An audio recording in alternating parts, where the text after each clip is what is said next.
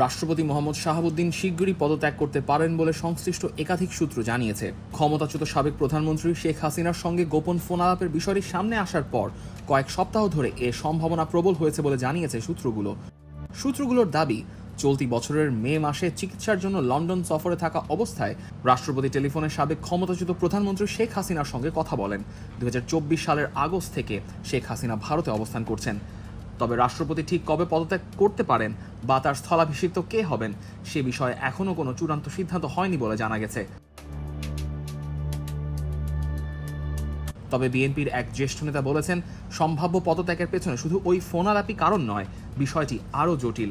তার ভাষ্য, শেখ হাসিনা সম্প্রতি ডিসেম্বরের মধ্যে বাংলাদেশে ফেরার পরিকল্পনার কথা জানানোর পর রাজনৈতিক পরিস্থিতি আরও স্পর্শকাতর হয়ে উঠেছে। এই বিষয়ে বক্তব্যের জন্য দ্য ডেইলি স্টার থেকে রাষ্ট্রপতির প্রেস সচিব সরওয়ার আলমের সঙ্গে বারবার ফোনে যোগাযোগ ও বার্তা পাঠিয়েও বৃহস্পতিবার দুপুর পর্যন্ত কোনো সাড়া পাওয়া যায়নি। 2023 সালের এপ্রিল মাসে দায়িত্ব নেন শাহাবুদ্দিন। তিনি একমাত্র ব্যক্তি যিনি 2024 সালের জুলাই গণ অভ্যুত্থানের আগের শীর্ষ কোনো সাংবিধানিক পদে এখনও বহাল আছেন।